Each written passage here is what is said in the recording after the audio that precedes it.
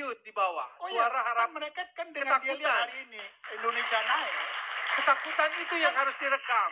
Hari ini Maka harus Bung dikasih Toya. jalannya. Bung Toya coba lihat hari ini. Ya. Kita nggak lagi muda, maka mimpi Cap yang Anda itu, katakan mahkota tadi itu harus mati, tetap diambil. akan hidup.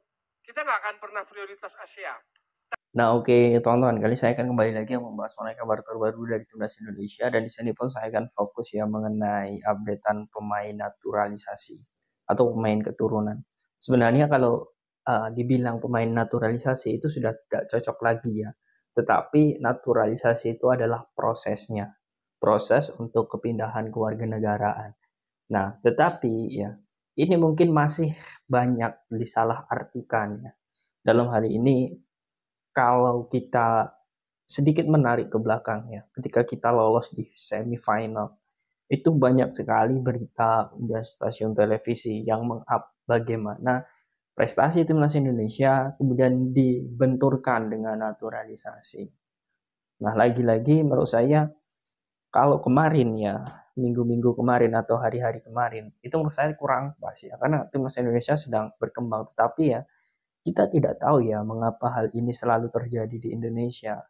Karena mungkin kepentingan rating dan juga lain sebagainya, mungkin itu menjadi alasan mengapa ketika diangkat sebuah program yang bertopik antara pemain lokal dan naturalisasi, itu pasti view-nya banyak. Kemudian juga pasti akan menjadi perbincangan di setiap harinya.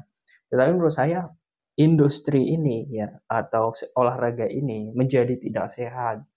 Karena memang kita seharusnya memiliki ya perspektif untuk mendukung roadmap dari ketua umum ini. Dan evaluasinya itu boleh kok. Kita boleh sebagai pengamat, kemudian juga supporter timnas, itu boleh saja. Tetapi melihat bagaimana momennya ya atau waktunya. Dan kalau menurut saya kemarin itu ya itu sangat membuat mental dari para pemain juga, kemudian pelatih juga terkena ya, karena memang mereka juga update gitu mengenai berita-berita timnas ya. Dan bahkan ya yang sangat saya ingat ya, ketika Piala Asia Senior kalau tidak salah, sebelum Piala Asia Senior kita melakukan TC, semua pemain ya itu sampai ya mengucapkan dan juga memberikan statement untuk stop membandingkan para pemain keturunan dan juga pemain lokal. Karena ketika mereka sudah bergabung di dalam latihan, mereka semua harmonis. Itu pun juga sudah diungkapkan oleh Mark Klok. Dan ini kenapa kemarin terjadi seperti ini. Dan akibatnya ketika ya, mohon maaf ini ya, ketika kemarin ya kita kalah saat melawan Uzbek dan juga Irak, ternyata benar saja ya. Di situ mulai dicari lagi kesalahannya. Kemudian di situ dicari lagi bagaimana kelemahan-kelemahan timnas Indonesia, terkhusus pemain-pemain keturunan yang dianggap setara atau sama, dengan mengatakan PSSI gagal, pemain itu gagal dan sebagainya. Menurut saya itu terlalu brutal. Dan ditambah lagi untuk timnas di fase saat ini kita masih ada ujian satu lagi, yakni saat melawan Guinea nanti tanggal 9. Setelah lawan Guinea ya, jika Indonesia menang dan lolos Olimpiade, saya sangat yakin sekali akan ada lagi yang membenturkan antara pemain keturunan dan lokal. Kemudian ketika kalah ya, saya juga sangat yakin pemain keturunan khususnya itu akan banyak dijudge.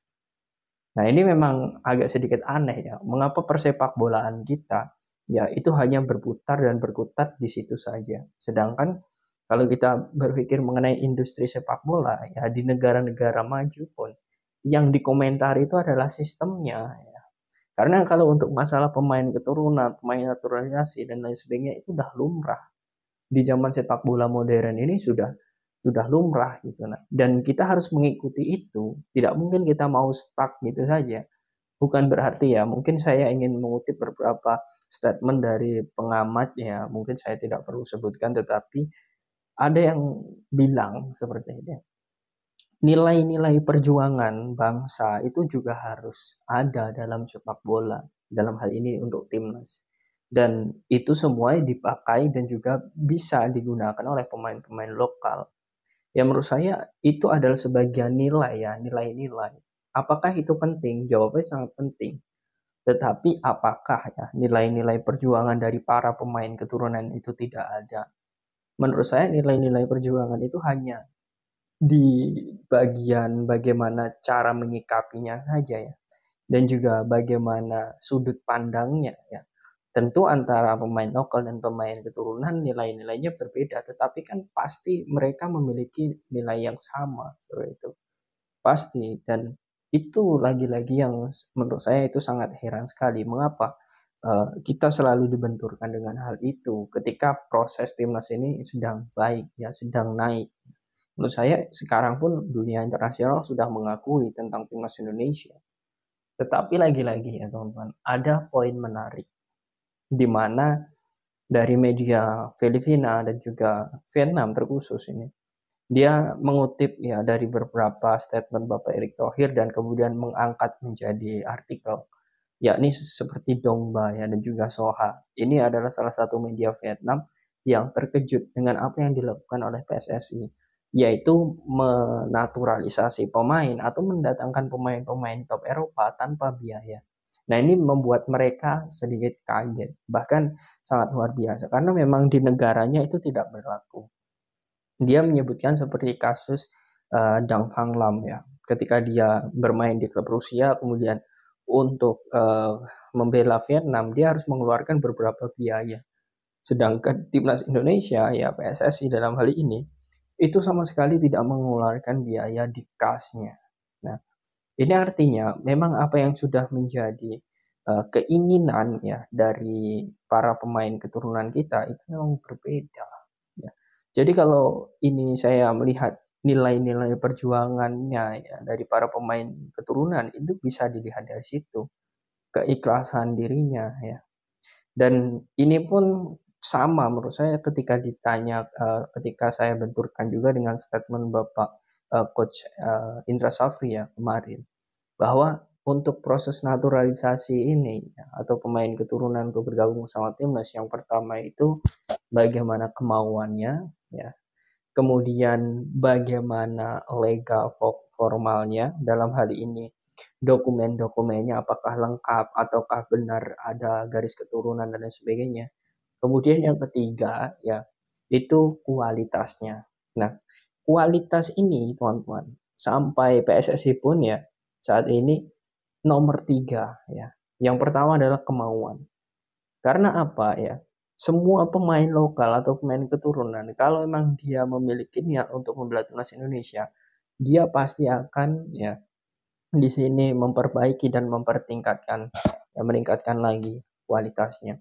Dan itu sudah terbukti dengan sosok Jens Raffen kemarin. Usianya masih muda sekali dan banyak pro-kontra yang muncul di situ. Bahkan daripada mengambil pemain itu mending mencari pemain-pemain di pelosok daerah. Dan ini menurut saya lagi-lagi teman-teman ya, ada saja pro kontra. Tetapi negara lain saja mengapresiasi. Federasi Sepak Bola Malaysia pun juga mengapresiasi apa yang sudah menjadi prestasi Indonesia. Thailand pun juga mengatakan bahwa untuk saat ini, untuk Raja ASEAN tentu sudah tidak bisa diragukan lagi bagaimana Indonesia. Semua itu ya kita sudah diakui, tetapi lagi-lagi ya hanya berkutat di situ saja kita. Pembahasan kita hanya berkutat bagaimana pemain keturunan naturalisasi kemudian diangkat. Ya, pemain keturunan naturalisasi kemudian diangkat. Perdebatan dengan A, dengan B kemudian diangkat. Nah, jadi sistem tadi ya yang sudah tertata bagaimana roadmap hingga 2024-5 visi misi dari PSSI semuanya seolah dilupakan. Nah, ini menurut saya ada yang sedikit lucu. Dan mungkin untuk yang sudah mendengar kemudian menyaksikan video-video saya ya sebelum-sebelumnya, bagaimana kita selalu mendukung pemain keturunan ini untuk bergabung bersama timnas Indonesia dengan alasan-alasannya. Bahkan kita membahas sampai akar-akar bagaimana garis keturunannya. Ya, kalau kalian sudah menyaksikan video-video saya sebelumnya, bahkan yang sudah menyaksikan di tahun-tahun sebelumnya, kita sudah membahas dari proses Sandiwal sebelum menjadi warga negara Indonesia, artinya kurang lebih 3 sampai 4 tahun yang lalu. Dan dengan segala kemungkinannya kita proses perkembangannya, kita lihat terus, kita pantau terus, akhirnya hingga sebanyak ini. Kita sudah berhasil dalam hal ini untuk menyatukan ya supporter timnas Indonesia berkat beberapa ya analisa dan juga konten-konten yang kita buat ya atau yang saya buat. Artinya memang di sini seharusnya ada beberapa pihak yang memang tidak perlu lagi ya mungkin dikasih panggung dan sebagainya agar nantinya kita bisa fokus untuk mendukung timnas Indonesia. Dan untuk kasus Marcelino Ferdinand kemarin ya menurut saya jangan lagi kita fokus di situ ya karena Marcel juga sudah saat ini sudah mulai menunjukkan kedewasaannya setelah laga melawan Irak, kemudian dia juga sudah meminta maaf ya apa yang sudah terjadi karena keegoannya. Kita tidak perlu sebagai supporter itu terlalu ya dalam hal ini mungkin ekspektasi tinggi kepada Marcel dan juga klub sehingga sampai yang menyuruh atau merekomendasikan klubnya untuk memecat Marcelino. Ini pun sudah terjadi dari tadi malam ya sampai tadi pagi saya cek di akun KMSKD Inja ini mengatakan ya memang ada beberapa netizen yang menyuruh Marcelino out. Nah, ditakutkan ini contohnya, ditakutkan ini lagi-lagi imbas dari stigma atau perbedaan antara pemain lokal dan juga pemain keturunan. Itu yang ditakutkan. Nah, oke mungkin kalau dibahas secara lebih banyak dan lebih lebar nanti kita akan terlalu ini teman-teman ya terlalu dalam. Tetapi yang jelas konten ini ingin mengedukasi kalian semua agar kita jangan sampai membeda-bedakan pemain keturunan dan juga pemain lokal.